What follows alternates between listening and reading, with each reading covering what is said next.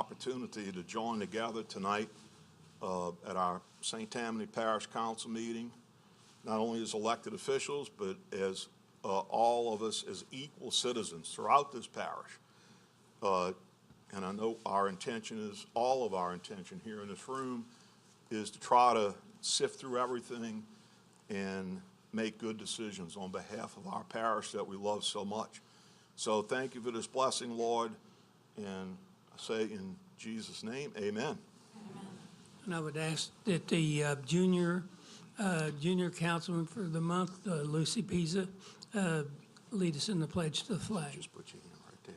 Say, I pledge allegiance to the flag of the United States of America and to the republic for which it stands, one nation, under God, indivisible, with liberty and justice for all.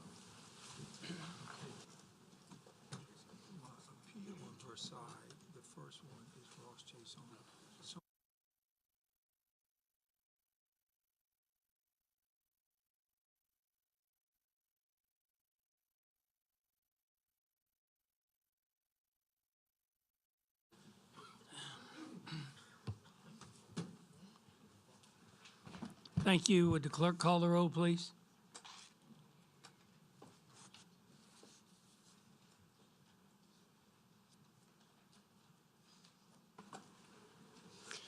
Mr. Dean? Here. Mr. Fitzgerald? Here. Mr. Thompson? Here. Mr. Lorino? Here. Mr. Toledano? Present. Ms. Blanchard? Present. Mr. Stefanczyk? Present. Mr. Tanner? Here. Mr. Groby? Mr. Canulette? Mr. Belisario? Here. Ms. O'Brien? Here. Mr. Bender? Here. Mr. Smith? You have a quorum. Thank you. I'd like to take this time to ask our parish president to give us an update on the storm. Thank you, Mr. Chairman. As we all have heard in the last few days, there is a storm in the Gulf, and we have gone to our level 3 protocol. That means that our essential personnel have been put on alert. The staffing plan for the Emergency Operations Center is in place. We have been stockpiling sandbags. We've filled them. We're ready to distribute them starting tomorrow morning at 7 a.m.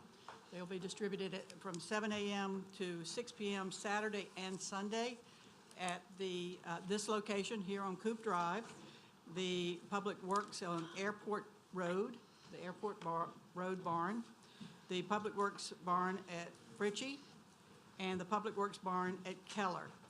Keller is at Fish Hatchery Road. Fritchie Barn is at Highway 1090. All of these addresses and times are on our website, and alerts and information as soon as we get the information, we put that on our website also. So stay in touch with the website, see what's going on. Hopefully you've made your plan. We hope that the prediction is the right one, that it'll be a minor hurricane, but even a minor one can cause some damage. So we are alert and waiting to see what we find out closer to the time, but we're ready for whatever we need to do. So thank you, Mr. Chairman. Thank you, President Brister. At this time, I'm going to ask Mrs. Brister again to speak. We have two ordinances that are going to be coming up next, and they are the for the adoption of the parish council budget, both the operating budget and the capital improvements budget. And if she would give our remarks, I would appreciate it. Thank you.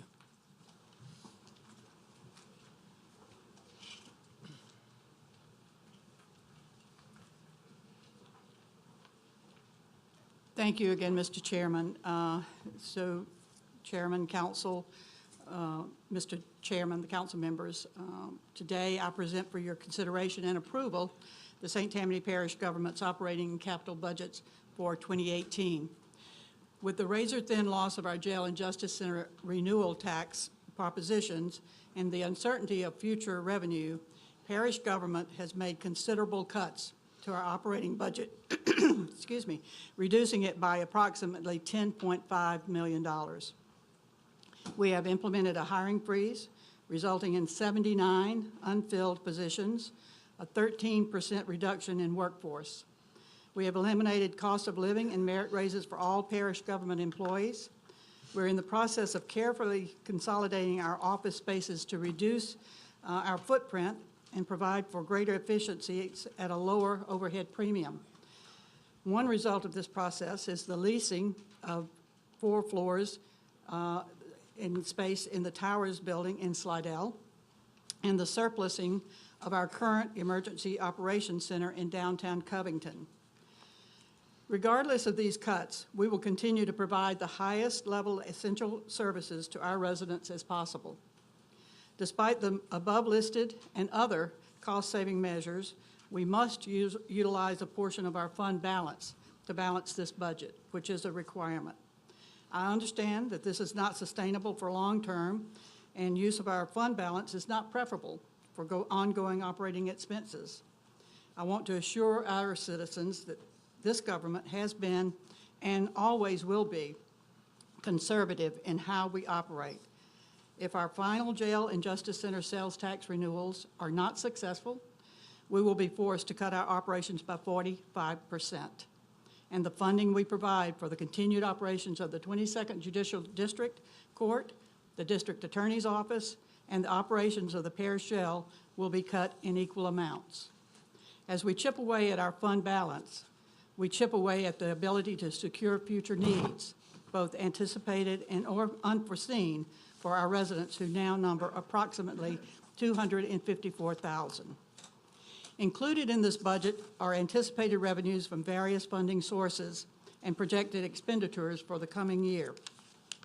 Some revenues are dedicated to specific functions, like roads and drainage, and others are used to support general parish government operations. Parish government continues to make progress on maintenance and improvements to our infrastructure, as these expenses are funded through our 2-cent dedicated sales tax. The investment we make in our infrastructure and drainage needs for 2018 will total $31 million. As our population continues to grow, we must continue to keep pace with that growth. We will continue to provide enhancements to our existing roadways, but we will also make strides to provide alternative connector roads to relieve traffic in congested areas. Some expenditures are state-mandated costs that cannot be eliminated from the budget. To fund non-dedicated expenditures, we must use our general fund, our only source of revenue without a dedicated use. In addition to the essential needs of parish government operations, this limited source of revenue also funds certain initiatives for which St. Tammany Parish has become well-known and loved. Some are our recreational amenities, Camp Salmon Nature Park, and the St. Tammany Fishing Pier. Mandated costs that parish government is required by state statutes to provide for different entities include provisions for the 22nd Judicial Court, the District Attorney, and the parish jail. Mandated costs also include the facilities that house these entities and other costs for employees and support for operations. For instance, parish government currently funds 90 employees in the District Attorney's Office. As we move forward, the reality of a possible loss of revenue must be addressed, and we have provided a glimpse of what that will look like in this proposed budget. In doing so, we must also realize that the failure to invest in our community will negatively impact our criminal justice system, our public health system, our economic vitality, and overall, our entire way of life. In consultation with you, we continue to analyze the most pressing needs of our parish and the most challenging obstacles to meeting those needs. I appreciate the cooperative relationship we have always shared and look forward to continuing our work together. I thank you for your consideration in approving this budget. Thank you, Mr. Chairman. Thank you. Thank you, thank you, President Brister. Does anyone have any questions of her before we go to the two ordinances? First ordinance is ordinance count number 5864. This ordinance was introduced at our meeting last Wednesday. I need a motion to postpone. Motion by Mr. Toledano, seconded by Mr. Thompson. Any discussion on the motion? Please vote.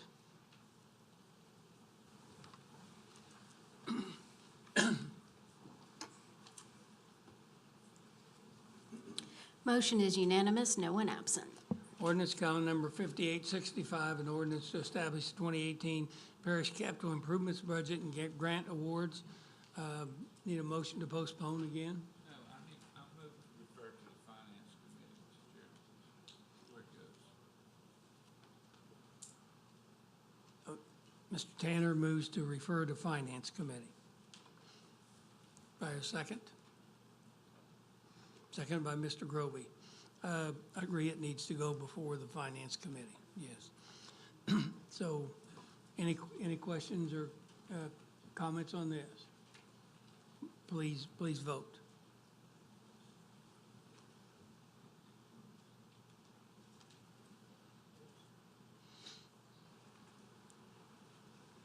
Motion is unanimous, no one absent. And in view of that, I'm going to ask that we go back to ordinance 5864, which we just approved, and ask somebody to reconsider that motion. Okay. Motion by Mr. Belisario, seconded by Mr. Toledano. Any discussion on the motion to reconsider? Please vote.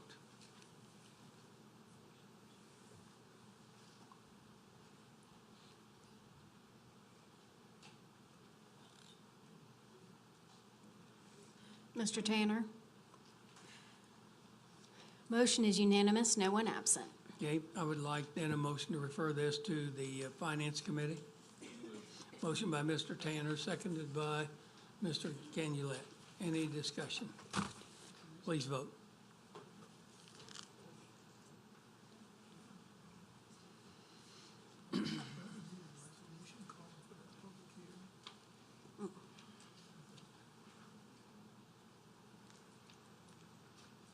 Motion is unanimous, no one absent.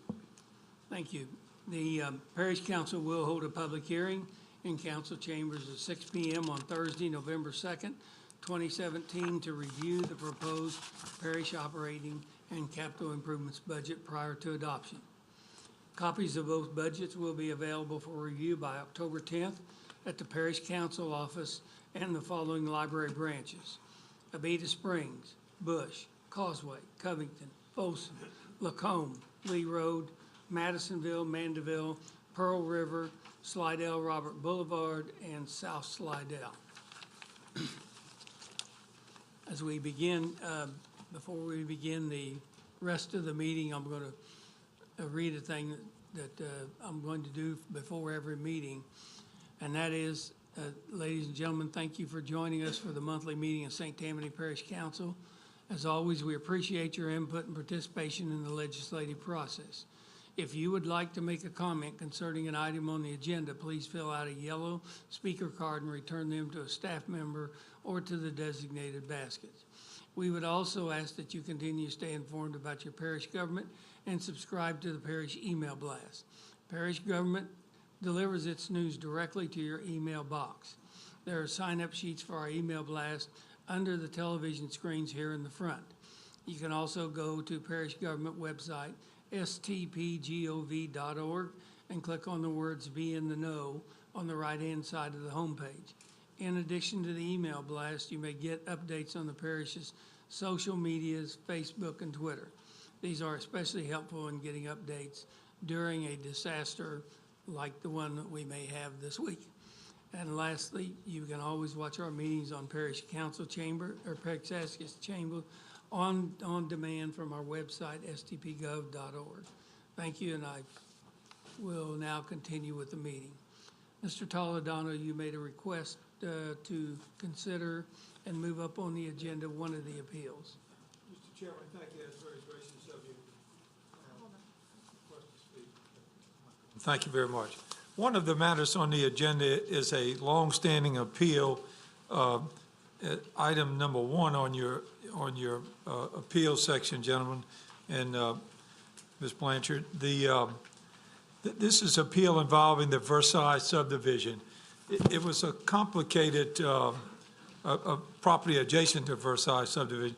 It was a complicated appeal for a number of reasons, none the least of which is the situation of this property in relationship to their good neighbors to Versailles subdivision, and the proper concerns of the Versailles subdivision, that they did not want a development that would negatively impact their neighborhood. To me, this is a perfect example of the developer and the interested homeowners working together. It's taken several months, but I'm pleased to report to you that that we've reached a complete resolution of that. I have Mr. Wynn, I believe, in the audience, and Mr. Marone, or perhaps Mr. Shane, representing him, to indicate that has been resolved.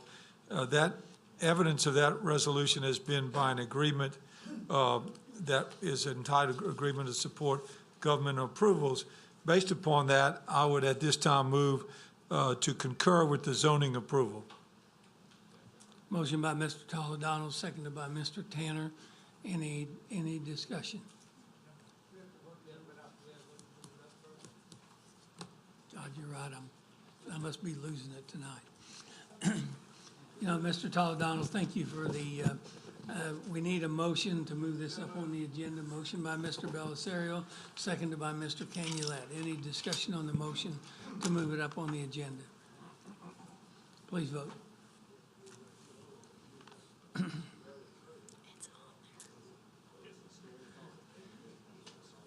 And I might mention while we're voting that the reason is part of the developer group is from out of town, and because of this storm, they need to start working their way back. Thank you. And on that basis, they asked for that accommodation. Motion is unanimous, no one absent. Okay, Mr. Toledano, I'm not going to let you speak again except to make the motion to concur. I'm ready to do that. Motion to concur. Okay, seconded by Mr. Lorino. Any discussion on the motion to concur? Do either one of the people wish to speak? I just need to make sure I attach to the record the original agreement, which I have in my possession, so as long as we have that and it's I need a attached, then copy. we're fine. Can I offer that at this time? Yes, and give that to our staff.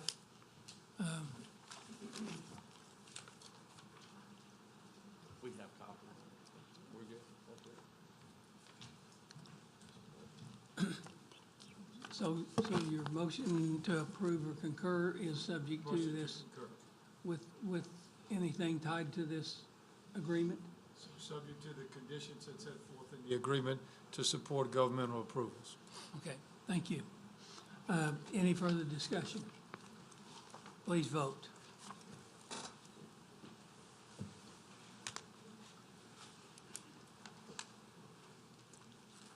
Motion is unanimous, no one absent. Okay. Now we are back to presentations.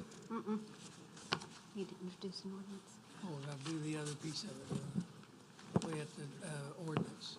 Motion to adopt the ordinance by Mr. Toledano, seconded by Mr. Thompson. Any discussion on the motion? Please vote. No voting. It's just an introduction. I'll get there. Must be a bad day.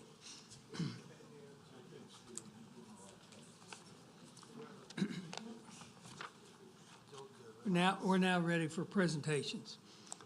Presentation, proclamation of St. Tammany Parish Government Employee of the Month, President Brister.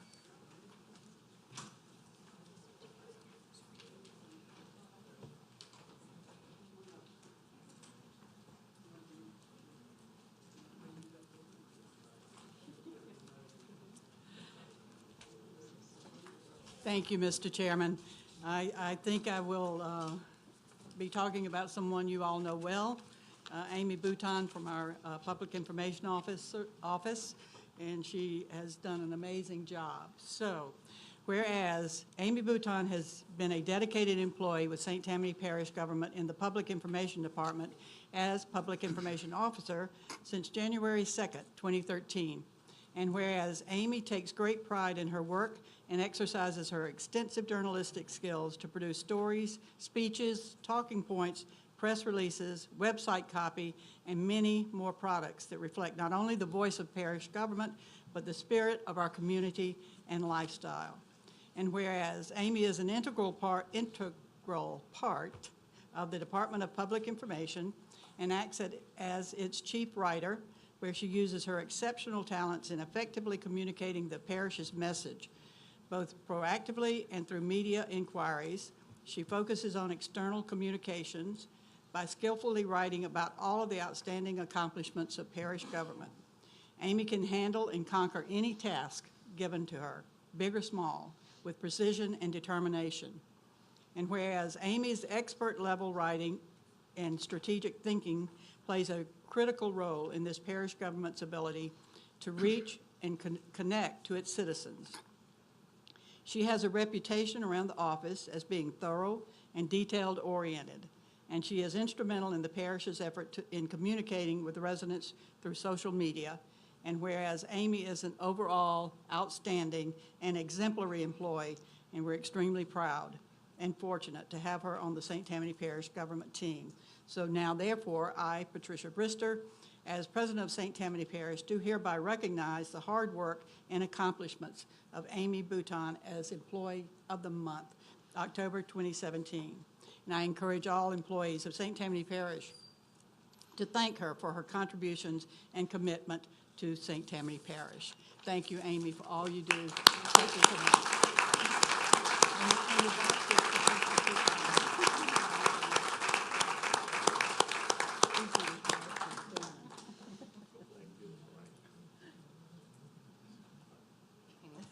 If I mess it up, I'm in trouble. Yeah, you are. We'll recreate. Thank you, Amy, for everything you do. We appreciate it. Thank you, President Brister. The next one is presentation of Jean Day contribution check to Giving Hope Retreat. President Brister. Mr. Botner, there he is. Come on up, David. I am especially proud to have David Botner stand here with me. David Botner is with Giving Hope Retreat, which is an amazing facility. Some of my staff and I went to a luncheon presentation that David did on what work they do at this facility, and had two amazing women there that told a story that brought everyone to tears. We decided right then to ask our employees to vote for their facility for the check that we will give them tonight, that we get money every Friday from our employees. If they want to wear jeans, they pay $1 or $2, I think $2 now. So we have gathered that money, and they all agreed that this is a facility that they really want to see get the money. So I'm going to present the check, and then I want David to take just 2 minutes, Mr. Chairman, if that's okay, and tell you a little bit about this facility and what it means to so many people. So David, our employees have a check for $5,293.62 to help in any way that you can. It's a lot of jeans. a lot of people wearing jeans, you're right. So this is the real check, but thank you for all you do. And let's take a picture then, if you don't mind. Yes, ma'am. Oh. Thank you. Yes, thank you. Yes, real quick. You know, many of you maybe don't remember, but it was 2 years ago that I stood in front of you all, and you all gave us the honor to rezone our property. At that time, there might have been a lot of speculation of what would happen, but I'm here to tell you that today, To date, 168 men and women have begun a new relationship with God as their Savior, Jesus Christ, and they are walking out a life of rescue, recovery, and re-engagement. So as community leaders, you have helped transform those lives. And there'll be hundreds more that you will see that will be productive in your community. And we've been able to partner with your sheriff's department, in all parishes, in all areas on the North Shore. And it's really just exciting to see the transformation. Women that were once sold into slavery now get free. Men that were in bondage to addiction to be free. And to keep this community safer. So you all made a choice to trust us, and we will continue to honor that choice that you made and to be a good support to your cause. So thank you, and Pat has been a blessing, so thank you very much. Thank you, David. And good luck.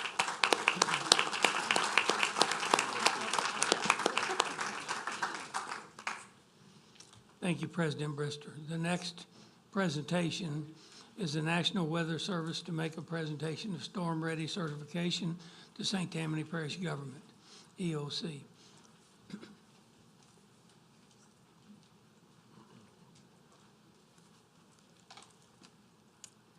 Okay, Mr. Chairman and the entire board, Madam President, great to see everybody again. I'm Ken Graham with the National Weather Service. A little on the busy side these days, so we are getting ready for a storm coming up. So we're going to be ready for that. So we're the ones behind the scenes doing the briefings that you see. We're the ones coming up with the values of the storm surge. We're the ones coming up with your tornado warnings at the last minute. Sometimes that does occur. We put out your flood warnings for rivers and also for heavy rain. So the reason I mentioned all that is all that science behind the scenes doesn't do any good unless you can take that and do something with it.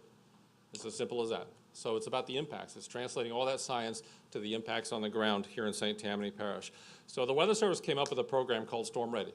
And Storm Ready helps local municipalities and state municipalities across this entire country become ready for the next big event, whether it's a tornado, it's a flood, or it's a hurricane. And there's a lot to it. It's not given away for free. Not every county, not every parish across this country is storm ready. And I wrote down some things just to communicate this. It's based on population. So the more people you have, the tougher it is to get. Okay, for St. Tammany Parish, you have to have 4 ways to receive our emergency information, 4 ways to monitor it, and then 4 ways to send it back out. Because just because we get it to you, the last mile is who? It's the general public. They have to have it to make sure they react properly for these big events. So this is, in addition to that, our office over in Slidell, the parish emergency management has to come to our office, meet the staff. I've got Danielle back here as just one of our great forecasters. She's spectacular at the office. Just wanted to give her a shout out. And, you know, it's just typical of the people there. So we connect. We connect to the parish, to our office. We meet each other because it's about that relationship. It's about that trust. It's about meeting each other. It's huge. We train the 911 operators, and I've personally trained, every year we train the fire department, St. Tammany Parish, on hurricanes. So there's a lot to this. This is a big honor for St. Tammany Parish. It's not given for free. It took a lot of work. Dexter back here, Clarence, others, a lot of work behind the scenes, and it took a few years. I'm missing Dexter. Oh, he's back here, so he moved. He moved on me. It took years to get here, okay? So this is a big honor. So it took a lot of resolve and dedication because not all the pieces were there, and we got there together, and that's a fact. So let me go ahead and honor this and get it done. This is a big deal. So on behalf of the Secretary of Commerce, on behalf of NOAA, on behalf of us at the National Weather Service, I hereby go ahead and declare St. Tammany Parish as storm ready. And we got some neat things. We have the certificate, but I did want to show you something neat. This is a sign that could be put on the roadways or put up in buildings. And it's a real metal sign. And by the way, it takes a lot of work to convince my headquarters to put parish on here instead of county. I just want to say this. So I did want to show the board. Congratulations, Storm Ready St. Tammany Parish.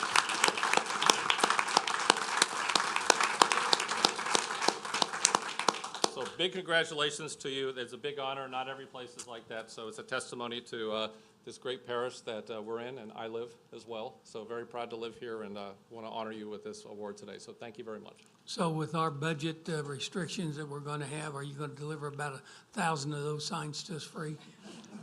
I was lucky to get one with Parish, to be honest with you. Mr. Chairman, I'll try. Thank you, sir. Thank you. The next item is the, Mr. Bender, the introduction of our junior council member for October. Thank you, Mr. Chairman. It's my honor to have one of my young constituents here tonight, Miss Lucy Pisa, as our junior council member for October 2017. And Lucy also happens to be one of my great nieces. She's great, but she's also a great niece. Does that make sense, Lucy? I think so. Okay. Very good young lady, 11 years old. She is in 6th grade at Our Lady of Lourdes School in South Slidell. And she's very, very honest. When I asked her how were her grades, she said, all A's and 1 B. But for me, B's were always good, Lucy. Look, everybody's going doggone right, okay? So Lucy's doing a good job. That's her job right now, right? To go to school and do your best. I asked her what was her favorite food, and I've gotten all kind of responses. Lucy is my 15th junior council member in the last 17 years. She tricked me with this answer. She said, everything. See, Lucy and I share something in common. Difference is she can eat everything. I look like I eat everything, okay? So at any rate, and when she grows up, she's open-minded right now. So guess what? I think that's all good decisions. So, and Lucy's 11, so Lucy, congratulations on being our junior council member for the month of October. You want to stand up? Stand here next to Uncle Jerry.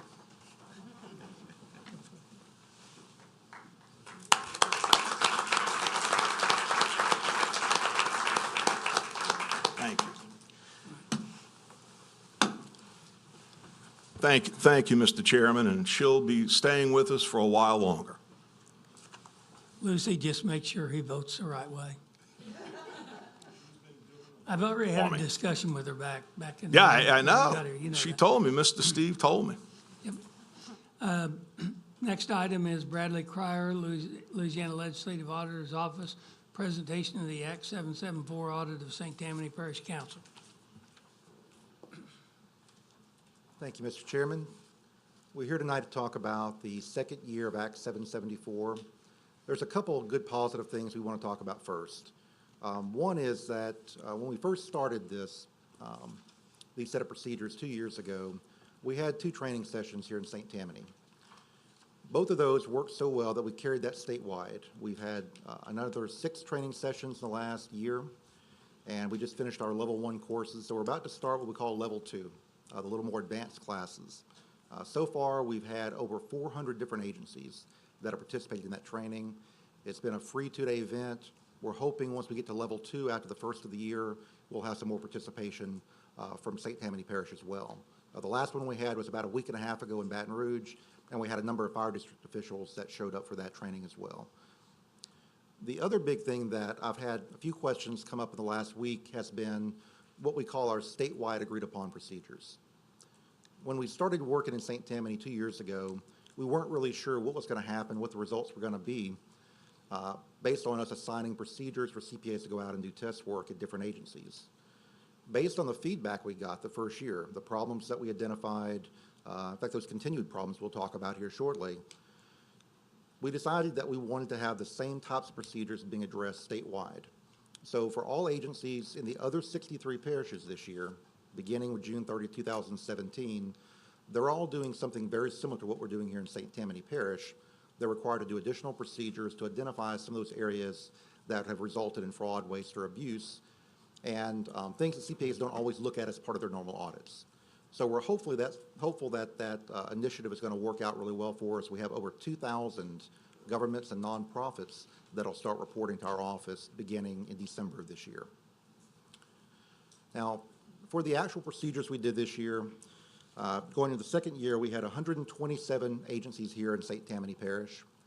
Of those, 74 met the criteria, those that received more than $75,000 worth of public funds. Of those, we had 70 that we assigned procedures to. Others, we did other types of things. We had some that did ethics work for us. We even went out and did some hands-on training in the Village's Sun a few months ago, trying to get them up to speed on some of their bank reconciliations and some of their procedures. Of those 70 reports, we've issued 6 of 7 that our office did ourselves. We've also had CPA reports. They've issued 60 reports out of 63 so far. And the most common deficiencies we're seeing are some of the same things we saw last year: lack of written policies and procedures. And I had a conversation with a CPA yesterday. We had some repeat issues come up this year. And he said, look, we made a recommendation to our clients last year. They decided not to take the recommendation, and y'all coming back this year and pointing out another problem, another exception. And I said, yeah, we feel very strongly that you have to have those written policies and procedures. Even things that are not required by law, they're best practice. And our goal as an office is to improve accountability and transparency. And I hope that as a council, that's your goal as well. We really want to make sure that those policies and procedures are in place, whether it's ethics policies, having employees sign off annually, or even some of the very basic things, requiring credit cards to have receipts. So we see a lot of those same types of repeat things coming up again this year. We also had problems with credit cards. We continue to have problems with supervisors not reviewing timesheets or not reviewing credit card statements before payment. So I think as agencies get used to the scrutiny and CPAs coming in and us coming in certain cases, that we'll start to see some of those improvements. Now, I talked with the legislative auditor last week before we issued this report. He was looking at a draft copy, and he said, tell me about repeat problems. And I said, well, after the first year, we had 26 agencies that we reassigned the same procedures again for a second year because there were problems that were noted in those first year reports. Many of those were policy and procedure issues or practices that weren't being adopted. We also had other things like credit card problems. Out of those 26, we had 9 that were moving toward correcting those issues or fully corrected the issues. And he said, well, that sounds great. But he said, that means we had 17 that didn't. And I said, yes, sir. And he said, what you're telling me is that those 17 agencies failed to correct the specific procedure that we laid out in the first year, and we have that same procedure being readdressed 12 months later, which then means that the auditors that are writing up these reports, that are looking at these areas of deficiency, they're having to repeat those procedures. They're spending taxpayer dollars to have to do things over and over again because the agencies are not implementing procedures or they're not correcting those problems. Now, some of these are better than others, some are worse than others. There's 2 that I want to point out because there's some extenuating circumstance with. The first one is Recreation District 14, that's with 1-4. They had a change in management toward the end of this second year, and so the exceptions that are noted in here are exceptions on the district, but they were district during the first half of that year. Our understanding, talking with management, we've been impressed with the fact they're making recommended changes to their procedures, and they're trying to fix those things. We're hoping as this next year comes around that we'll be able to say positively that those problems have been resolved for Recreation 14. The other one, though, is Recreation District number 4. This report came out about a week and a half ago. Most of you probably know that last year, our office went into Recreation District number 4, and we started looking at policies, procedures, credit cards, other general areas like we do everywhere else. And based on what we were seeing, we called our investigators in. When the whole audit was finished, we had a report that was put together both by our investigators and by our advisors. And that report pointed out what we considered to be possible fraud in Recreation District number 4. The report we issued was a very large report. It had all of the potential fraud listed in there, but it also included pages and pages of ways to fix the other problems that we saw. All these are recommendations on how to resolve issues ranging from credit cards to bank accounts to capital assets. These were laid out in detail throughout this report. When we came back for the second year to do a follow-up, we understood that there was a new board in place. We understood there was a new executive director in place. And we were hopeful that with that change in administration, that we would see a lot of corrective action in those areas. Once we got in there and started looking at those areas, however, we did not see a lot of corrective action. We saw some improvement. We've seen improvement from the standpoint that we didn't have credit card fraud this year. We didn't see any indication of that. We also were able to actually get a copy of a budget, which we weren't able to get last year. Now, our report also points out that budget had problems with it and may not have been legally passed, but they were moving that the right direction. What we didn't see was an initiative by the board and or management to go through and look at those areas that we recommended in the prior year and address those one by one. We drafted our report, and I think it was the end of May. We sent a copy to the district. What our normal protocol is, we usually have one or two of our staff auditors sit down with the executive director and go through that report. And anything that we have in our report that we think is incorrect, if there's errors, if there's misunderstandings, we try to work it out one-on-one before we finalize that. And I've got to tell you, the executive director, my staff have been very complimentary of him. He's a brand new guy. He seems to really want to do things correctly, but he's starting from scratch as well. The reason that I'm here today presenting this parish report in October rather than in September was because it took us over a month to actually have a discussion with the board chairman. We requested our staff to meet with the executive director to do our informal walkthrough. The board chair insisted that we have a meeting with the board chair present, with the board attorney present, at the district office, after working hours, and we politely declined that invitation. We've tried to reach out with a conference call. We tried to come up with other solutions, but it took us literally a month before we finally said, if we cannot have a single discussion, even on a telephone, we're going to issue this report as it is. It wasn't until that point that we actually had a sit-down discussion. Following that discussion, we asked, after we made a few corrections to our report, a few adjustments to the report, we asked for a corrective action plan, responses to those issues that are being addressed. The corrective action plan that we got back, we had to add additional comments to our report because the responses for those different areas in many cases were misleading, they were inaccurate, they didn't even address the topic that was being addressed in the report, and they omitted certain information. So I don't know what the answer is. Our office, we're a reporting organization. We report what we find. There's no allegations here of criminal activity, but there's a lot of things that are not being fixed. And we're asking you as a council, as an oversight body, anything that you can do to help resolve those issues going forward. I think it's going to improve accountability for the rec district, and it's going to reflect well on St. Tammany Parish as well. So if y'all have any questions for me tonight, I'll be glad to answer them as best I can.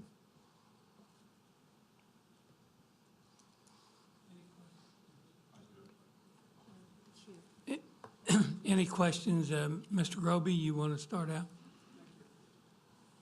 You have to turn. You have to turn your mic on. There you go. I want to thank you very much for the excellent report your office prepared. I read it, and I literally was quite shocked that there's over 2.5 pages of repeat items. The one thing that bothers me, and it bothers all the taxpayers, is the credit card issue. Last year, as we all know, because of the investigation that went on and the abuses of the credit card, they're still having credit card use issues and receipts at this district?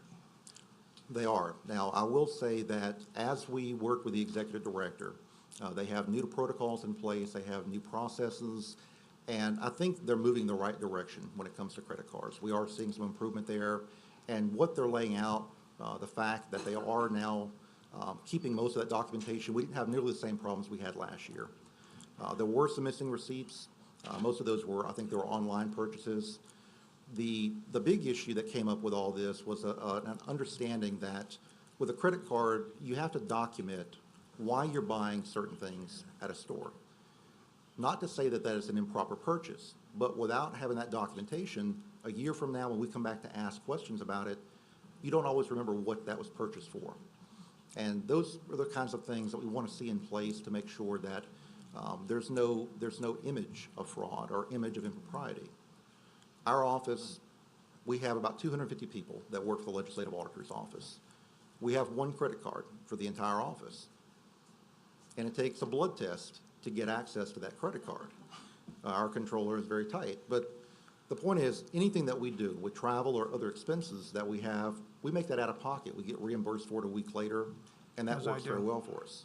We understand that credit cards are useful, but I can tell you, probably the biggest source of frustration we have as an office is the abuse of credit cards. And we did not see any abuse here in Rec 4 this year, and I'm pleased with that. Good. But if we have an agency, and we've seen this in other parts of the state as well, an agency with 10 people and you have 12 credit cards, it's just not a good practice. So I think Rec 4 is moving the right direction with those credit cards, and what we saw was going the right direction. Okay, last question is, when you were auditing the other agencies, did you have resistance and pushback, so to speak, but not setting up meetings and try to get them, I mean, you're trying to help them, they should jump at the chance to help. Were there other agencies that didn't cooperate? No, and in fact, we've had very positive response from the other agencies we've been in. With Rec 4, it really was a surprise. I've been doing this, we had other pushback throughout the engagement as well. I've been auditing for 21 years. I've been involved with hundreds of engagements, and I can probably count on one hand the number of times that we've had this degree of pushback on a report that did not have an allegation of fraud involved with it. Thank you. Mr. Belisario?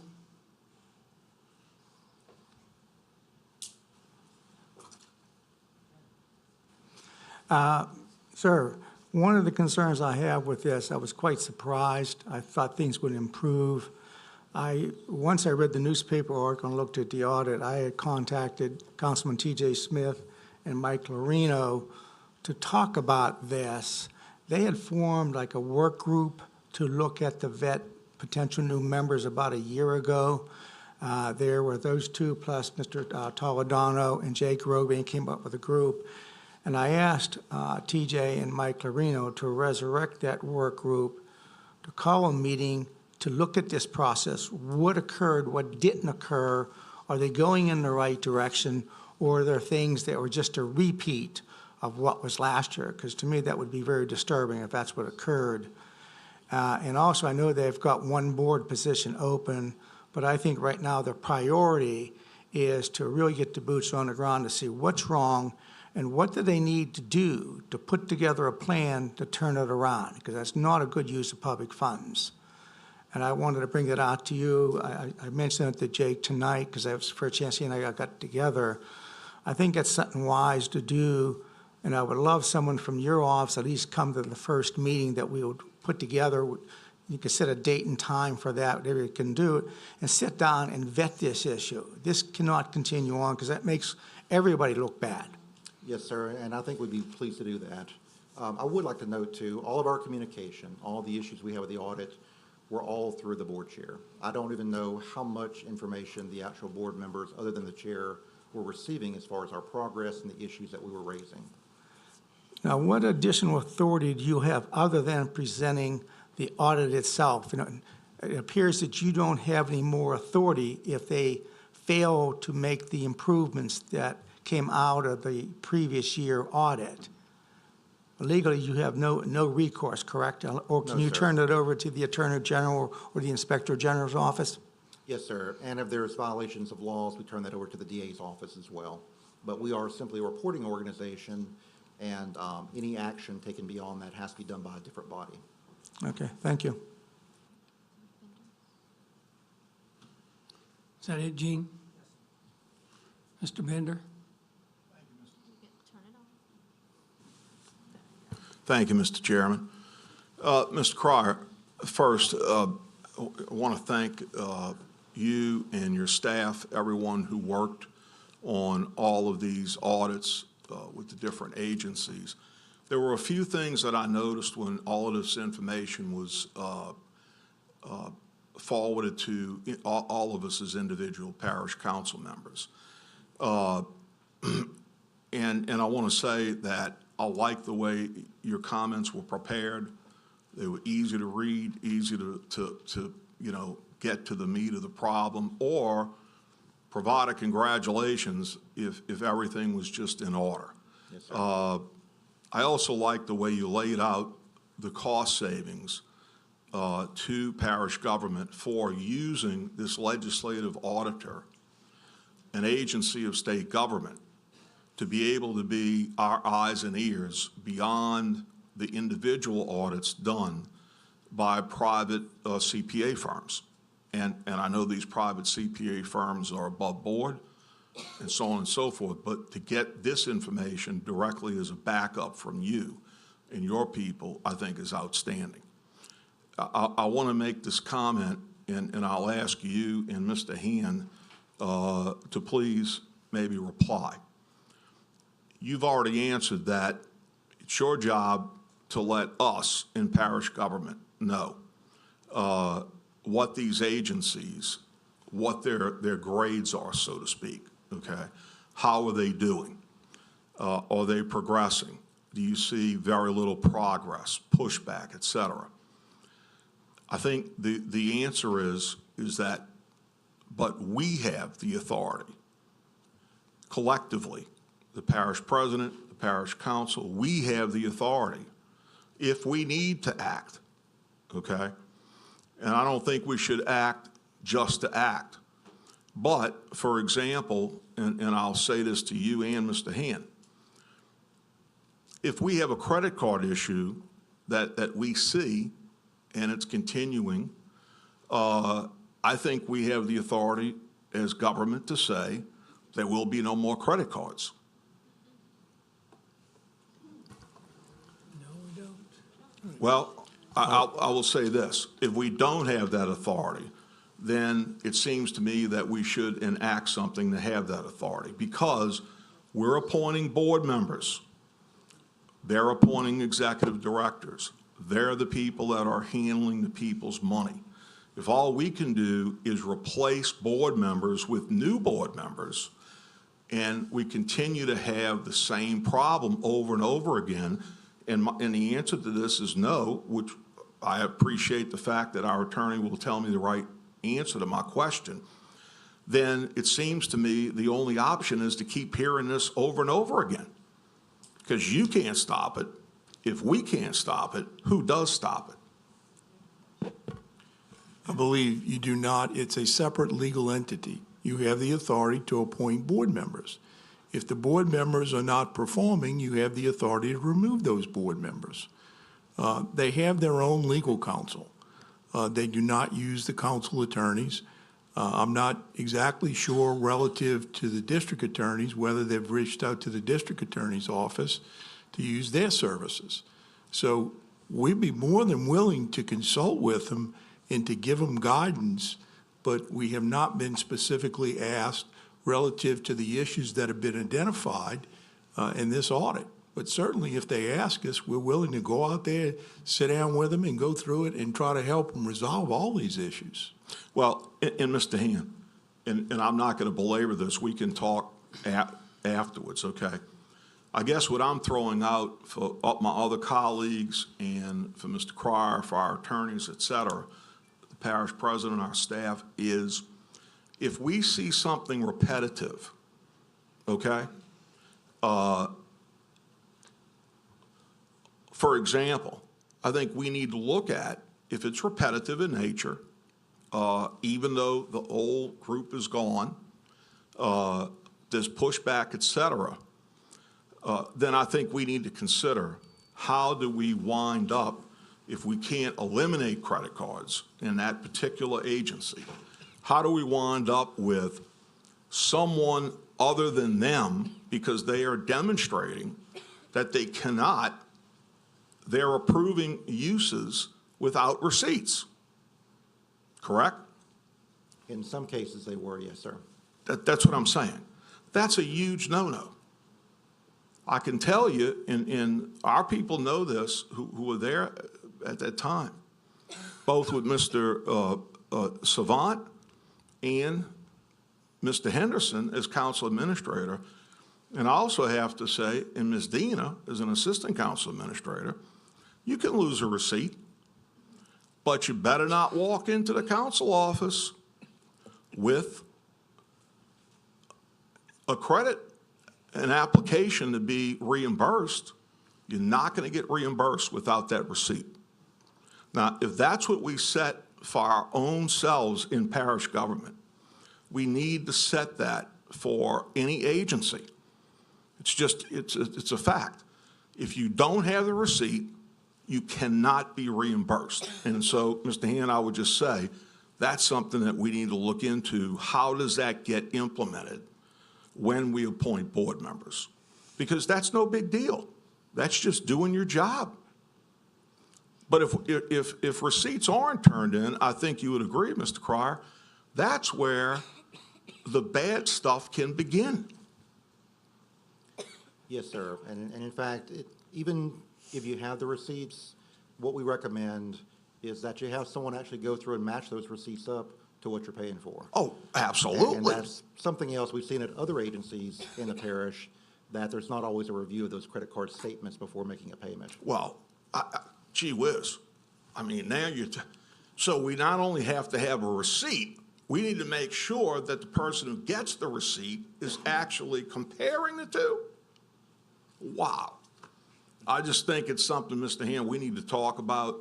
And Mr. Chairman, this sounds to me like if we take a minor action legally, then we could put something in place to help the legislative auditor's office, help council members and our constituents when we're appointing board members so that it's locked down. Thank you, Mr. Chairman.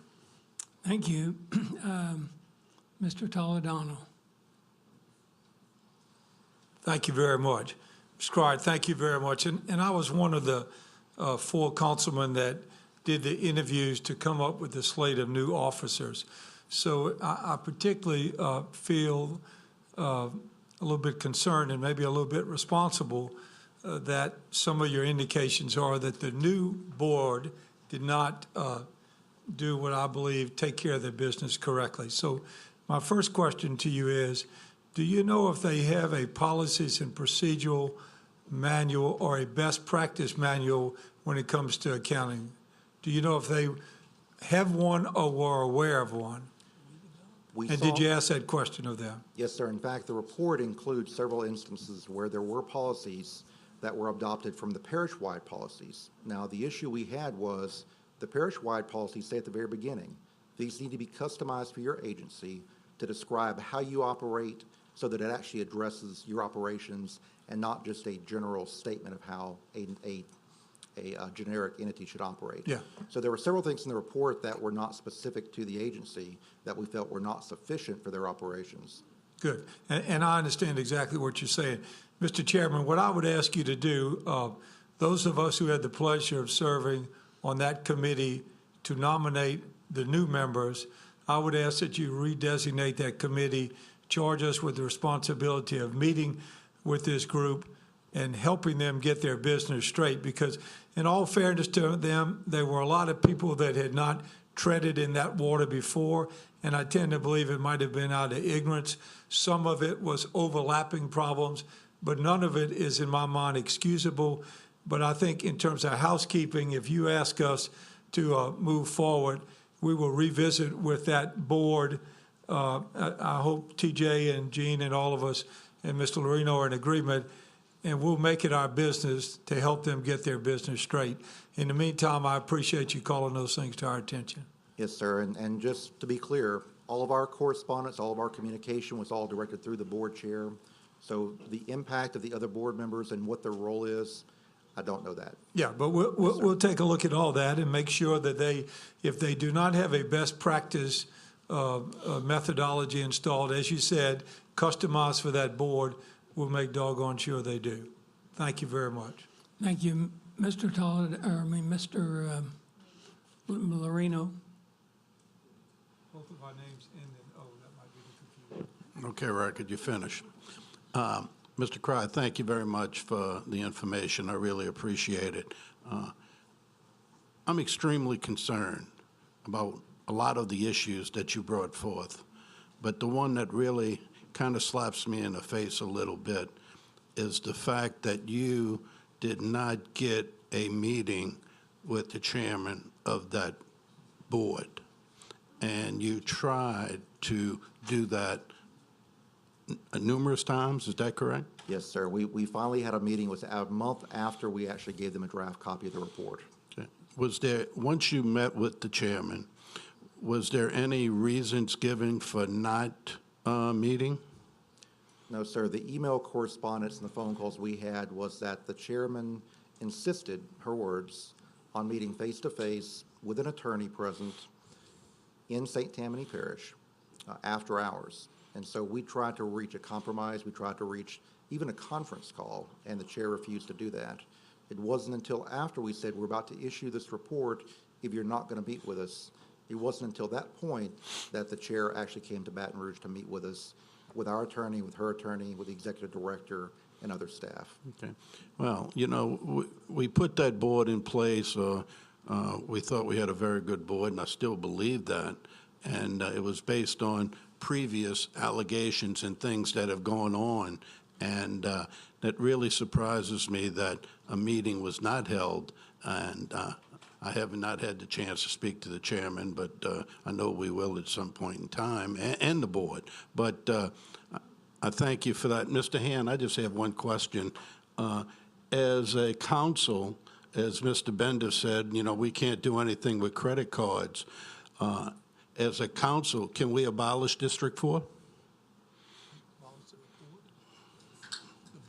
There are certain The board? issues that need to be addressed in order to abolish a public entity. One of them is if there's outstanding indebtedness that's owed, then you would have to accept as a parish the indebtedness. Okay. But it is possible to abolish a district. Well, I have to agree with Mr. Bender, and, you know, when you have a lot of issues that come repeatedly, and it's one group or one district recreation board or one other board, and it continuously comes back, maybe this council should look at changing that whole entity and put it somewhere else if we can't find people that are going to do it. Because honestly, I thought we had a very good board, and I still think we have a good board. But as I said, you should meet with the legislative audit. I can't imagine an excuse not to do that. But I was just curious on that, and thank you, sir. I appreciate it. Thank you, sir. Thank you. Mr. Cryer, appreciate you coming by this evening to bring us up to date on this. I just want to tell you, I was one of the people that requested the legislative auditor to come and look at this, brought it to the council, and the council approved it, so you guys would get involved with it. I read the report, understand what you're saying tonight, and I think there's got to be some changes made somewhere for this particular one. I mean, I looked at some of the other things, but Recreation District 4 needs to make some major changes. Thank you for coming tonight. I appreciate that. Thank you, Mr. Chairman. Next item on the agenda is the St. Tammany Parish Tourist Commission update. Mr. Smith.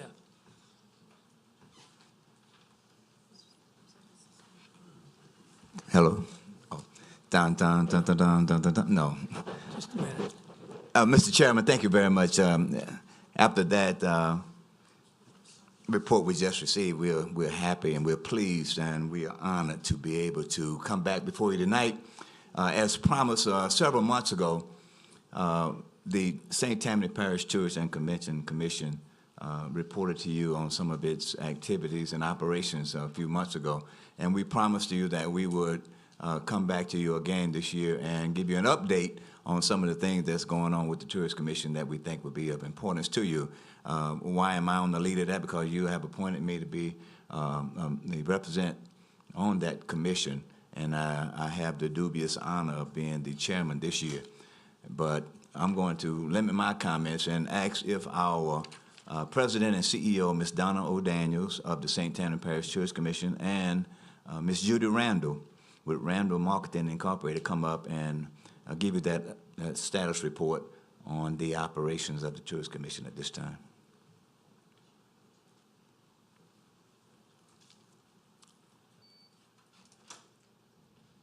Thank you, Councilman Smith, Mr. Chairman, members of the Parish Council. Before Judy gives her presentation, she's with Randall Travel Marketing, we'd like to just show a brief video that we produced since the last time we came before this body for National Tourism Week over the summer.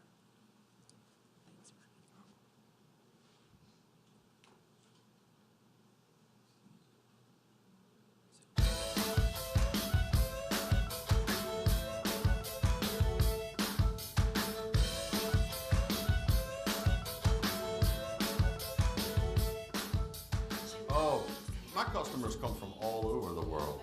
We have customers from all over the world.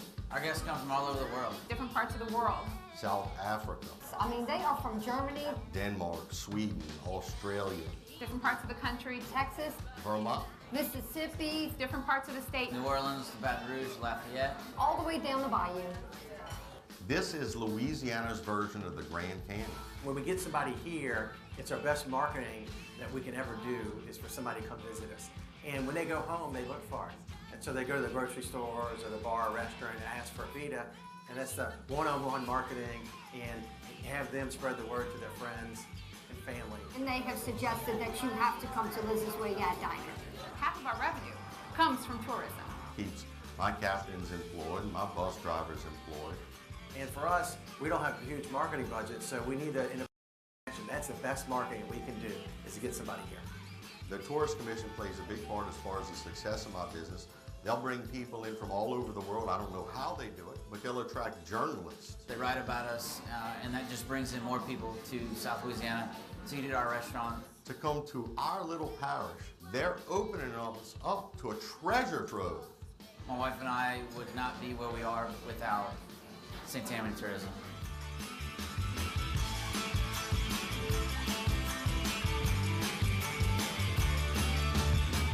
I am St. Tammany Tourism. I am St. Tammany Tourism. I am St. Tammany Tourism. I am St. Tammany Tourism. I am St. Tammany Tourism. I am St. Tammany Tourism. And thank you. Here's Judy Randall.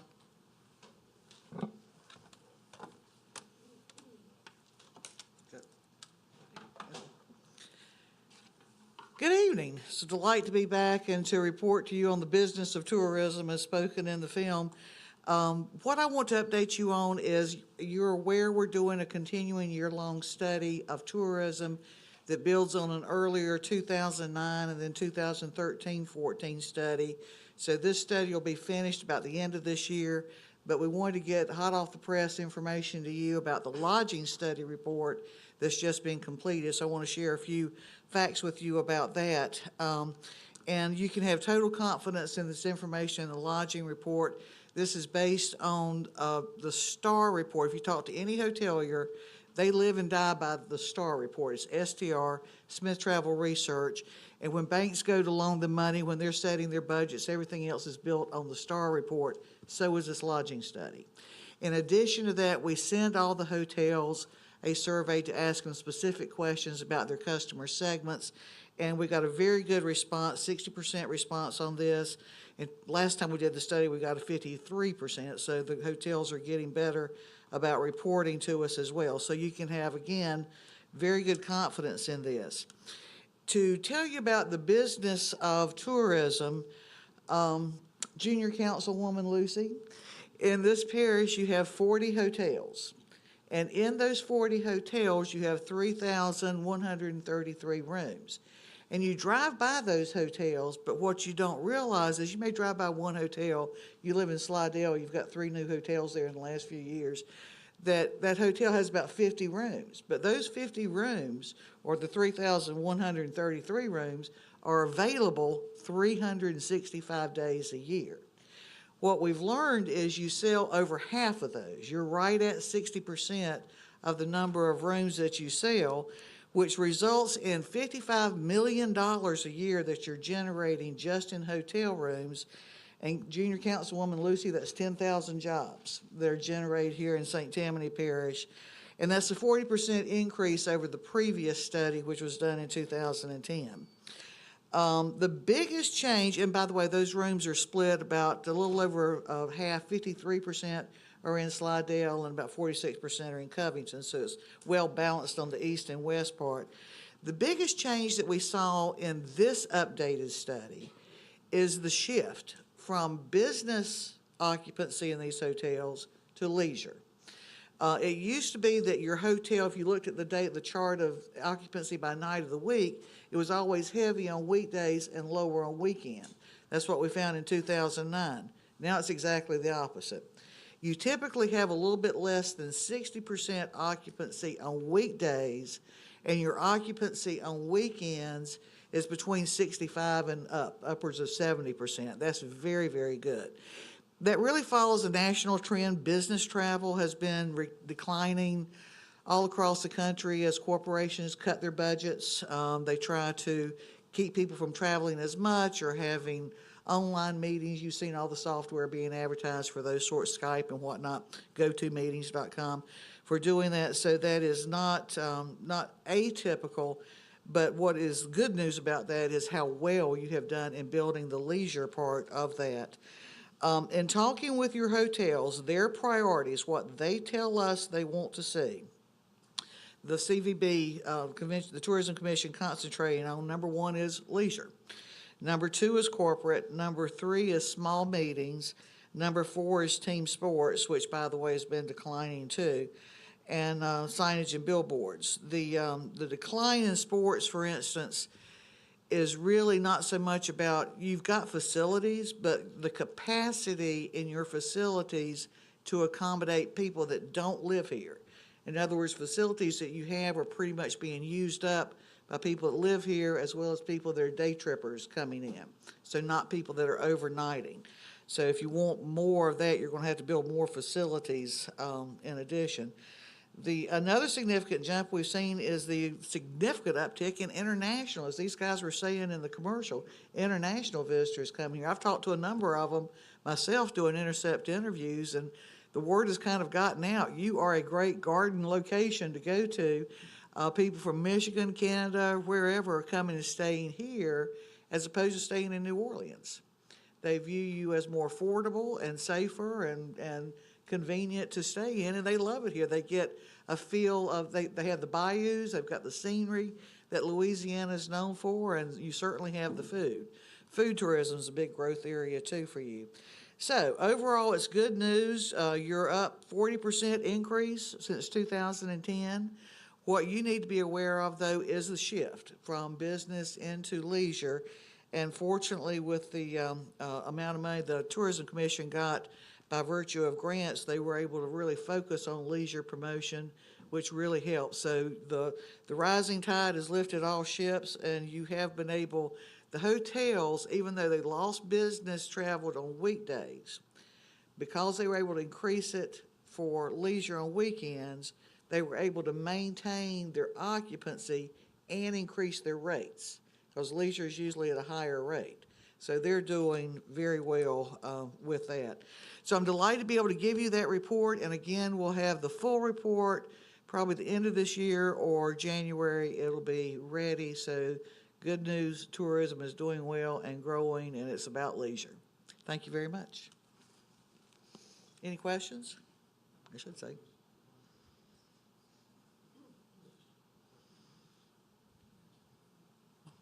Mr. Smith, you want to finish up? More than just to thank Judy and her organization for the resource that they supply to the Tourist Commission. I'll tell you again, and I said it before, this is one of the most unique opportunities that I have had to serve with an agency that makes our job, the Tourist Commission, all seven of us, it makes it so easy, the way that they do things, and to be able to tell your taxpayers and your residents that for every dollar that's spent here that the Tourist Commission takes in, we're going to, they're returning $38 back to you. And that's a return on your investment that's unbelievable and in this current economic environment. But we depend heavily, though, on the consultation and the advice that we receive from Randall Marketing Group. Thank you again. Thank you. Mr. Toledano. Thank you for the report. Just a quick question. Okay. I looked through my budget. I thought we actually had your budget, and it's my mistake, contained within our budget as a subchapter. I presume y'all publish a budget, correct? Not budget of budgets. But I do the publish research. a budget. I presume we publish a budget for the Tourist Commission? Correct, yes, sir. Is that available? Could you favor us with a copy of that? Absolutely, I'd be happy to. Okay, I actually thought I had it, but I don't see it. But thank you very much. You're welcome. He has it now. Mr. Bender? Go now. Thank you, Mr. Chairman. I'm going to briefly say, Ms. Donna and Ms. Randall, this presentation was excellent. My background is in marketing. I'm not telling you I'm a PhD, but that's what my degree is in. That is a fabulous presentation done with people who are benefiting from your actions. Our entrepreneurs that take the risk to open a restaurant or have a Honey Island Swamp tour or whatever. I also want to thank you and tell you to keep it going, because I don't know that the public realizes that the Tourist Commission, that entire operation, is really kind of a silent hero, because it's bringing dollars into our parish as opposed to us just turning dollars over within the residents of our parish, which we need to do. But bringing that dollar in from a foreign entity outside of our parish, as you all know, that's growth. Okay, so thank you very much. Thank you, Mr. Chairman. Thank you, Mr. Bender. Any other questions from anyone? Thank you very much for coming tonight in the presentation. We now go to appointments. Resolution to replace the board members of Lakeshore Village Master Community Development District. I believe, Mr. Shane, you want to bring us up to date on this?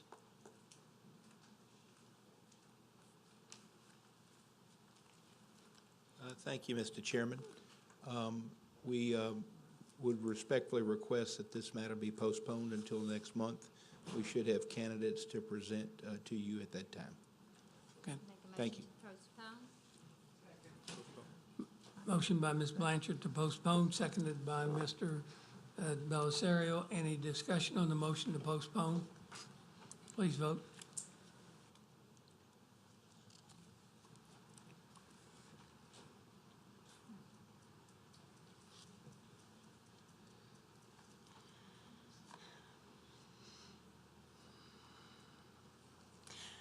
Motion is unanimous, one absent.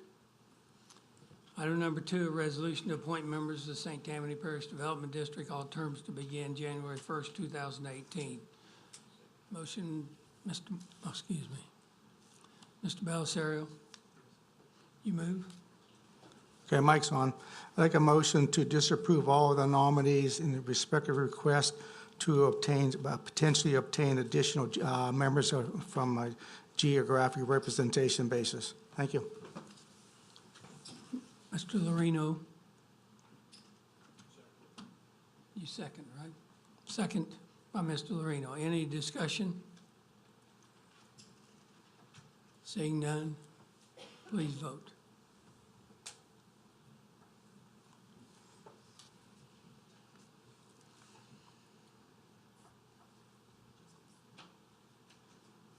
Motion passes, 13 yeas, one abstention.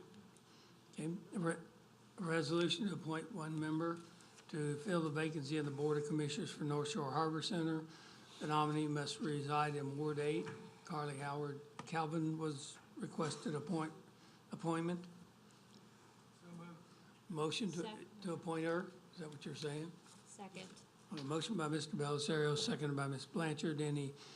Any other nominations? But seeing no further nominations, then it's closed and we'll vote on this one. Please vote.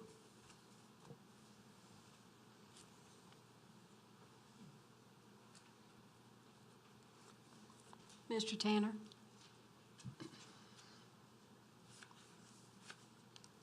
Motion is unanimous, no one absent. Okay. Any items pulled from the consent calendar automatically approved in whole by one vote.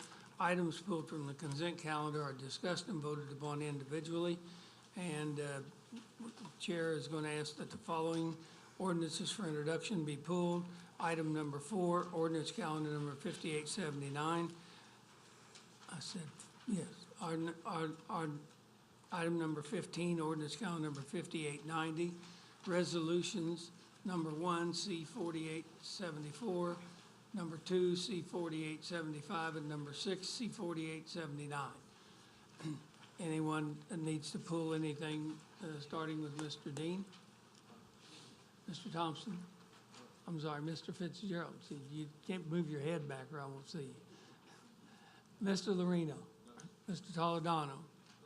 Ms. Blanchard? Mr. Tanner? Mr. Roby? Mr. Canulet? Mr. Belisario? Ms. O'Brien? Mr. Bender? Mr. Smith? Anyone from administration? Staff? Anyone in the audience? Thank you. I need a motion to approve the consent calendar. Motion by Mr. Smith, that's seconded by Mr. Lorino. Any discussion on the motion to approve? Seeing none, please vote.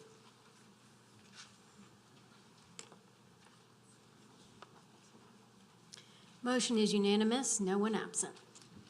Thank you. Ordinances for introduction, ordinance 5879. Ordinance granting a non-exclusive franchise to Southern Light for construction and maintaining a fiber optic transmission line within the parish right-of-way. Mr. Servant, you're wanting to speak on this?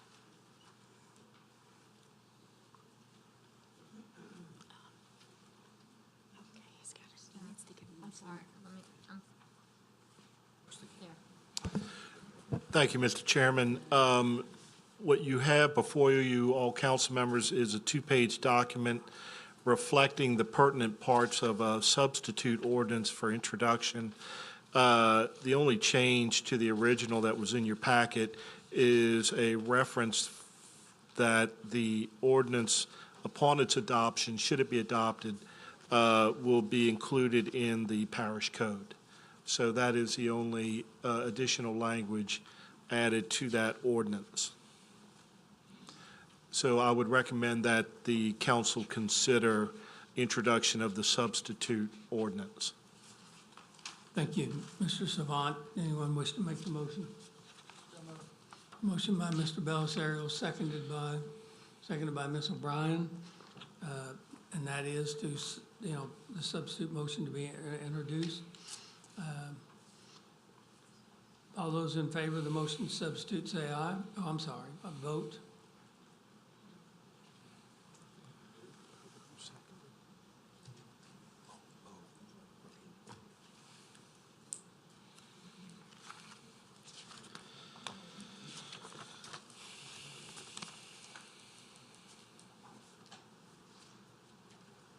Motion is unanimous, no one absent. And the changed ordinance then needs to be a motion to introduce with a second.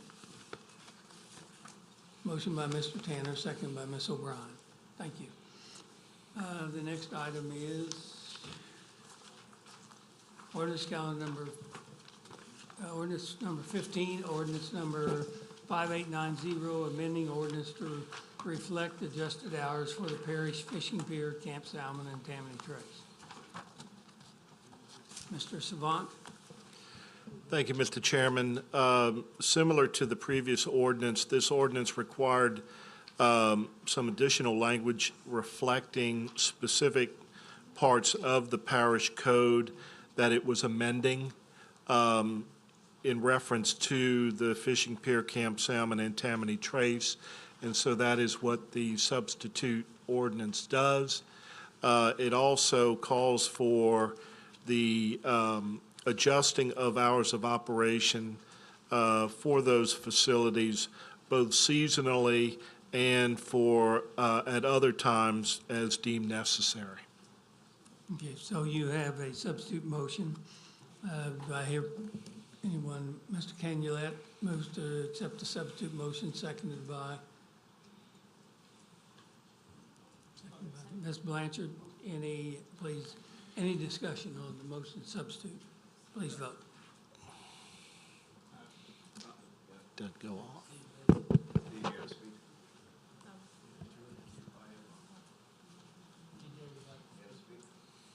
Cancel the vote.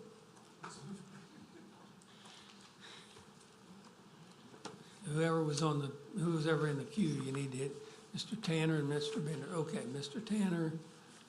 I think I heard the answer. Turn on mic. Sorry. I think I heard the answer at the end of Mrs. Savant. What is? Savant, yeah. Savant, that we're not gonna have to do this every time we change. In other words, if the grass gets greener down the line, we'd be able to go back to leaving it open. The parish president can change the hours that we open it and close it. Well, that's correct. Because the hours of operation for these facilities were contained in the code, and the code can only be amended by ordinance, every time you would need to change the hours of operation for a facility for whatever reason, be it seasonal because of the dark and the light of the sky at any given time of the year, or for any other reason, you would have to make theoretically that change by ordinance of the council. Rather than doing that, the administration is proposing that it just be done through the parish president as necessary, for whatever reason or purpose that may arise. I gave you the answer before you answered it, but you still had to talk. Mr. Bender? Thank you, Mr. Tanner. Yes, sir. Thank you, Mr. Chairman.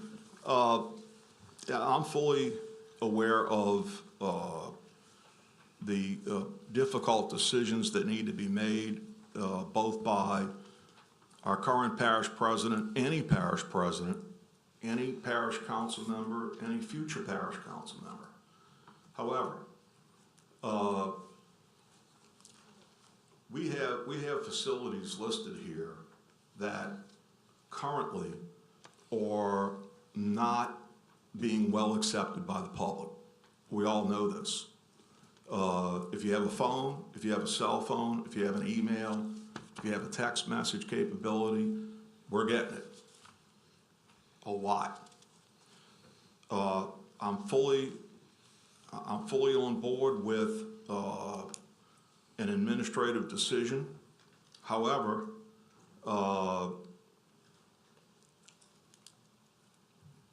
adjustment for me has to be more spelled out. Adjustment for what?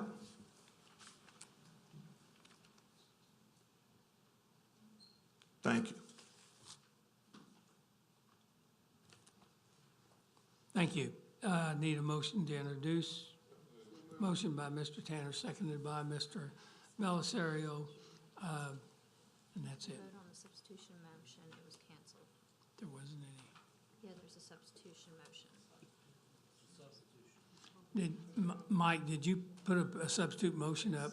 And remember, just canceled it, so we have to read. It is recommended that the ordinance that council members have before them be substituted for introduction. Okay. I'm sorry, let's go in back. lieu of the one that's in the meeting Thank you. packet. Mr. Tanner, would you make a motion to substitute? And seconded by Mr. Belisario. Any discussion on that motion? Please vote.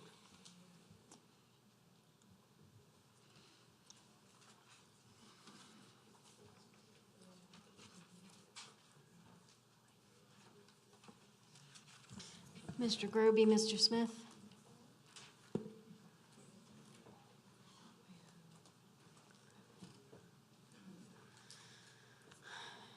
Motion passes 13 yeas, 1 nay. Thank you. Now motion introduced by Mr. Tanner, seconded by Mr. Belisario. Okay, resolutions. Resolution CS 4874, resolution approving the holding of an election of Fire Protection District Number 5 to authorize the levy of a special tax. This is in Mr. Thompson's area. I need to have Foley Judell representative here. Alan Offner.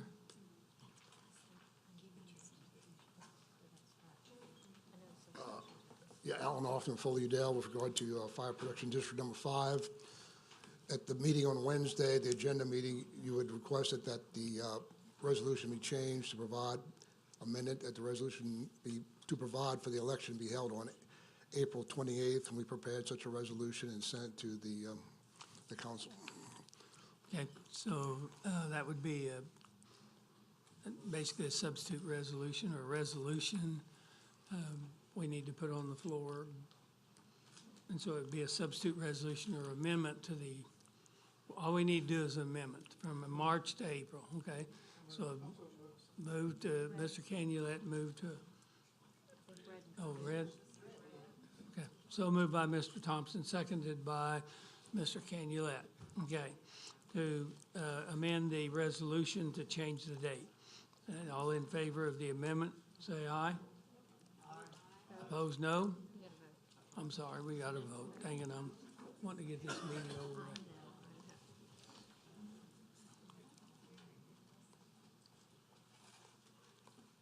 And the next one has the same thing. No, it removed. Oh, it got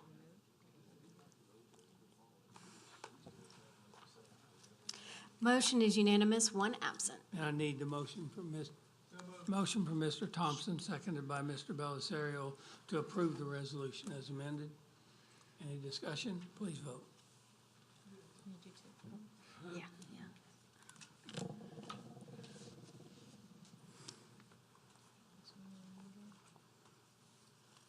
Motion is unanimous, one absent.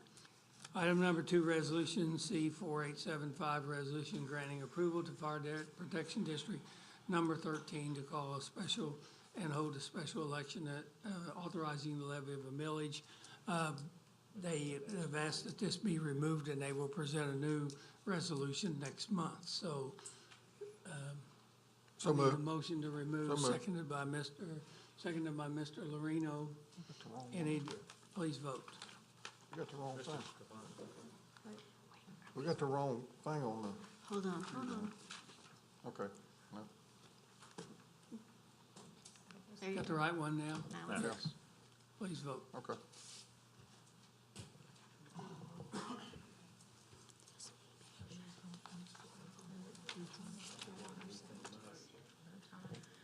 Motion is unanimous. Mr. Belisario, did you hit your button again? 3 times. Well, that's why it shows that you didn't vote. What was your vote, please? Motion is unanimous. One absent. Item number 6, resolution C-4879, accepting and referring public review draft of proposed amendments to the St. Tammany Parish Code of Ordinance relatively to development policies, processes, and regulations. I need a motion. Motion by Mr. Belisario, seconded by Mr. Canulet. Mr. Fontenot, you're going to. Thank you, Mr. Chair. Got it. You got your mic now. Okay. Since the causeway initially opened in 1956, St. Tammany Parish has changed its code of ordinances countless times, trying to adjust to the growth from 39,000 people in 1960 to 250,000 people. 1970, did the subdivision regulations. In the mid-'80s, we did Ordinance 523, which was a zoning ordinance, building codes, Environmental Services Commission. 1990, we did traffic impact analysis. 2004, 25% reduction of drainage. 2005, road and drainage impact fees. 2007 through 10, the comprehensive rezoning. In those 60 years, we never did a holistic view of our development code. We kept adding things, adjusting things, tweaking things. Over the last year, the staff of 30 members of the staff of 6 departments have looked at the development code and are making recommendations for a proposed land use code. The goal of those recommendations are to clean up the structure of the code, address duplication, conflicts, and inconsistencies, and propose updates to standards where appropriate. We'd like for you to accept this document, 470-something pages of it, for review and put out for public review. The copies will have been delivered to your office. They will be available in our offices and online tomorrow. We will have 2 introductory open houses, October 11th in this room and October 12th in the Towers building, where we will have a short presentation and open house discussion with anybody who's interested in discussing what we proposed as part of this rewrite. We propose to allow the public to review this document to the end of 2017 through December. This gets us through the holidays, and once we get into January, we will have more formal meetings, look at potential amendments to our proposal, and then if everything goes well, we'd like to go through the formal process in the spring of next year to adopt it. And so we ask that you receive the document and put it out for public review. Thank you.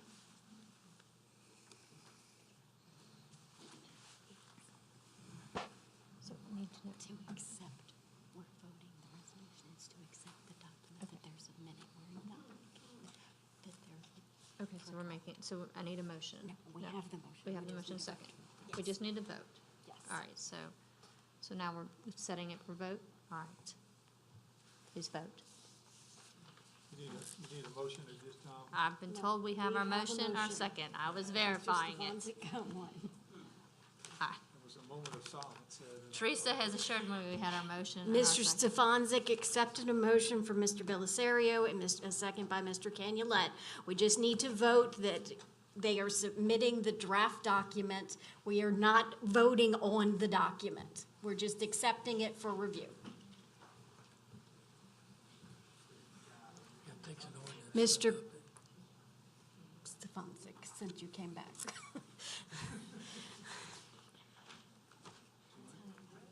Motion is unanimous, 1 absent. Thank you. We go down to appeals, and we've already completed the first one, so the second one is Jason Van Haselen appealing the zoning commission denial on July 5th, 2017. Understand that Mr. Toledano, you wish to postpone? On this one, but we're not quite there yet. Move to postpone. Move to postpone by Mr. Toledano, seconded by Mr. Thompson. Any discussion on the motion to postpone? Please vote.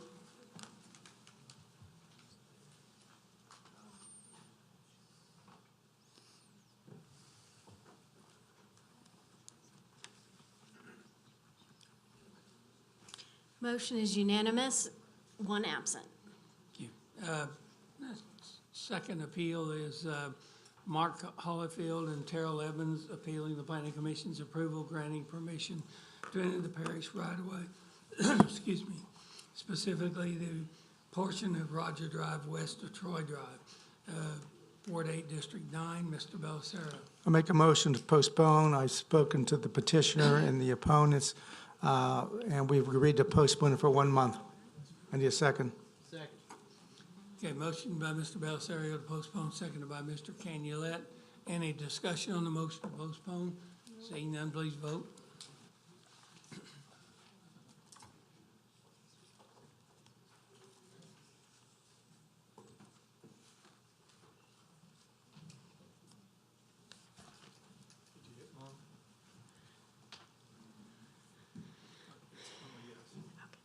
Motion is unanimous, 1 absent. Okay, that completes the appeals ordinances for adoption. Ordinance calendar number 5850 to authorize the parish president to accept the dedication donation of certain infrastructure situated in Greenleaves Village Townhomes, Ward 4, District 10. Motion by Ms. O'Brien. So moved. Seconded by Mr. Belisario. Any discussion on the motion? Please vote.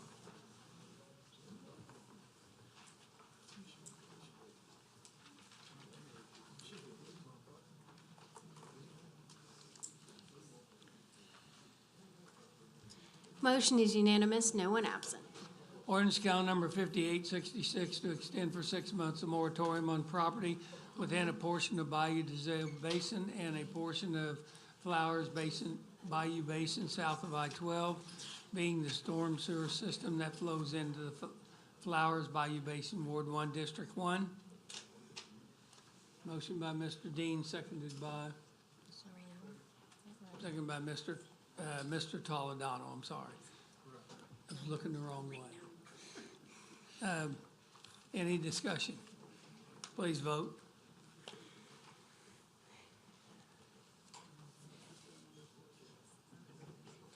Motion is unanimous, no one absent. Ordinance calendar number 5867 to amend the code by creating a new section relative to Parish Road overlay projects. This is my item on the agenda, and it is not, we told them at the last meeting we would meet with them. We haven't had the opportunity to do that. I'm going to ask that this motion, somebody put a motion to postpone for 1 month. So motion by Mr. Canulet, seconded by Mr. Belisario. Any discussion on the motion to postpone? Seeing none, please vote. Do you want to speak? Mr. Loreno wants to speak. Mr. Loreno wants Oh, you waited until after I said, Hold on. Turn on your microphone. It won't advance. Hold on. There you go. It would not advance. It's like the lay-down work, so I'll go that way. But anyway, Mr. Chairman, I appreciate it. I know we're going to meet with all the engineers and so forth. I know that's very important to me to hear what our parish engineers have to say on this subject, so I'm just throwing that out there to you, sir.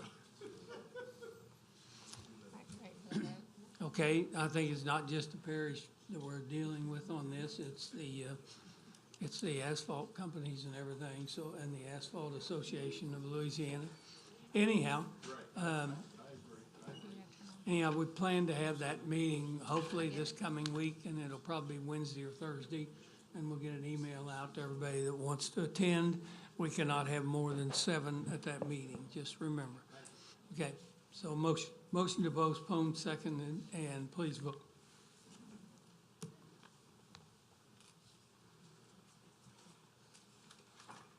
Motion is unanimous, no one absent. Number 4, ordinance calendar number 5868 to correct Parish Selective Road and Drainage Inventory, Ward 3, District 2. Motion by Mr. Fitzgerald, seconded by Mr. Dean. Any discussion? Please vote.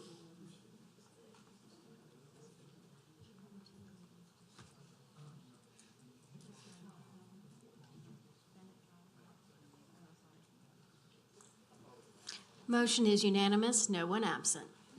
Ordinance calendar number 5869, an ordinance to declare multiple tax adjudicated properties as surplus and to authorize the parish to proceed with the process for the advertising and the sale of such properties.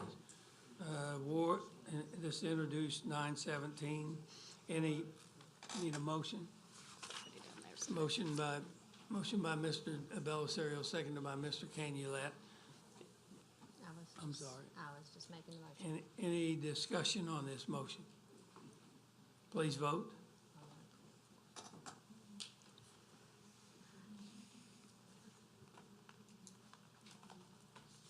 Motion is unanimous, no one absent. Ordinance calendar number 5870, establishing a speed limit of 15 mile an hour on the roads within Autumn Wind Subdivision, Ward 4, District 7.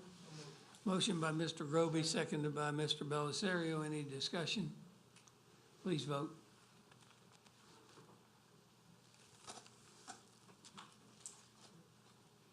Motion is unanimous, no one absent. Ordinance calendar number 5871, an ordinance to revoke a portion of Josephine Street right-of-way located in Lacombe Park Subdivision, Ward 7, District 7. Motion by Mr. Groby, seconded by Mr. Belisario. Any discussion? Please vote.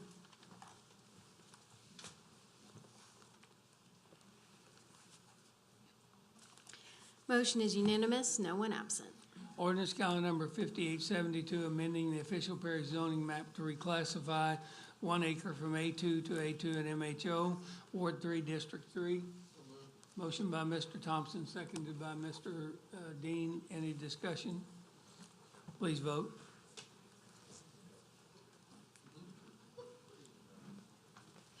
Motion is unanimous, no one absent. Ordinance calendar number 5873, establishing a speed limit of 20 mile per hour on all roads within the Covington Country Club subdivision, Ward 1, District 4. Motion by Mr. Lorino, seconded by Mr. Thompson. Any discussion? Mr.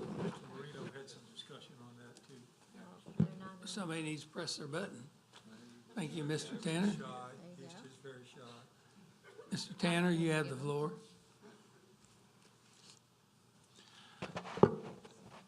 Is this a motion or ordinance by Mr. Marino, or has the Department of Public Works looked at, Jay Watson and that bunch looked and decided that these are appropriate speed limits?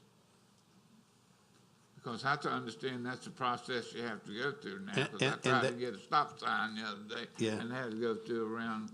You hit the nail right on the head, Mr. Tanner. That's exactly the process I went through. Thank You're a you. good guy.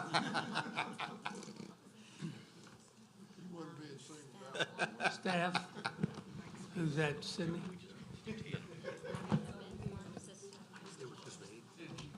Who, I've got something that says staff one, that'd be over here.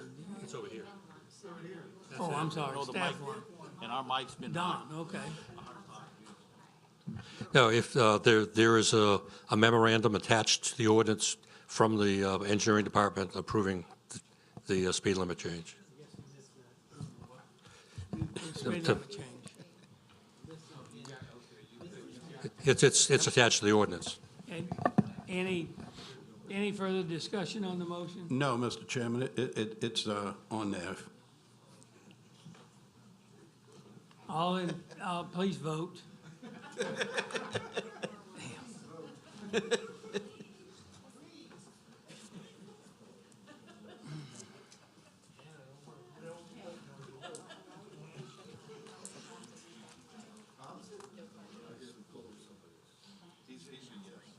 Mr. Thompson is a yes. Motion is unanimous, no one absent.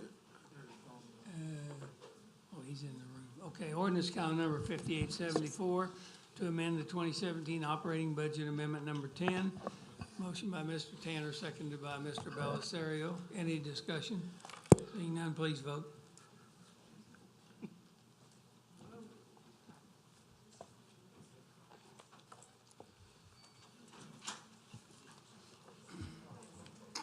Motion is unanimous, no one absent. Ordinance calendar number 5875 to amend Chapter 11 of the Parish Code to create a new section requiring operators of tourism waterways of the parish to provide sanitary facilities to customers. Motion by Mr. Canulette, seconded by Mr. Belisario. Any discussion on this motion? Mr. Smith, you, wait a minute. Mr. Smith, you have the floor. I give it back. Okay. Mr. Canulette, you want to say something? Thank you. Clear the floor, vote.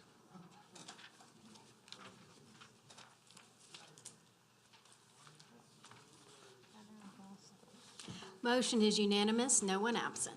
Any other items come before this council? Mr. Dean? Mr. Fitzgerald, Mr. Thompson, Mr. Lorino, Mr. Toledano, Mr. Tanner, Mr. Groby, Mr. Canulette, Mr. Belisario, Ms. O'Brien, Mr. Bender, Mr. Smith. Staff have anything else? Administration have anything else? Meeting's adjourned.